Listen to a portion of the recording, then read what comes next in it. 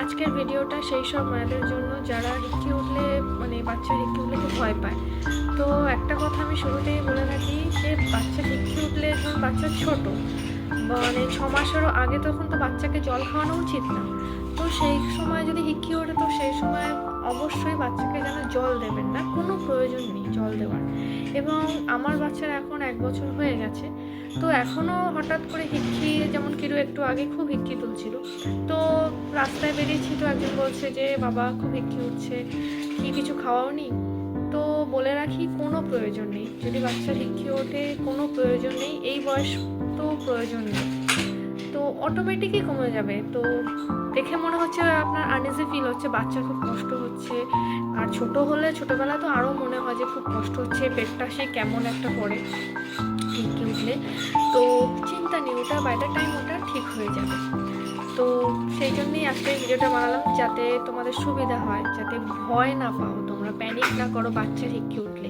আর একটা কথা যেটা বলি বড়দের জন্য আমার কাছে একটা টোটকা বলতে পারো, সেটা হচ্ছে কি, নুন খেলে, অনেকে বলে নুন খেলে কমে যায়, অনেকে অনেক কিছু বলতে থাকে। তো আমি ওইগুলো কোনোদিন করে আমার কোনো হেল্প হয়নি। বড়দের জন্য বলতে পারি এই টোটকাটা, সেটা হচ্ছে তোমাদের একটা জিনিস করতে হবে, একটু কষ্ট হবে, আমি তোমাদেরকে দেখিয়ে দিচ্ছি। সেটা হচ্ছে কি, দুটো কান, 2 আঙুল, বুড়ো আঙুল দিয়ে, এই আঙুলটা দিয়ে, দুটো আঙুল দিয়ে চাপা দেবে, আর একদম ক্লোজ করে দেবে, পুরো ক্লোজ, আর নাক দুটো ভালো করে চেপে দেবে সেই সময়। আর জোরে একটা এটা নিয়ে দীর্ঘশ্বাস একটা নিতে হবে,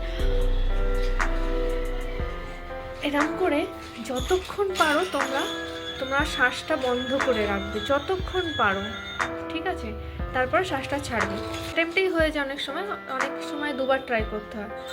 তো সেই সময় তো তোমরা এটা করতে পারো, এরকমভাবে দুটো কান পুরো আঙুল পুরো চাপা থাকে, যেন কানটা কোনো কান আর নাক পুরো চাপা থাকে যেন, সরি।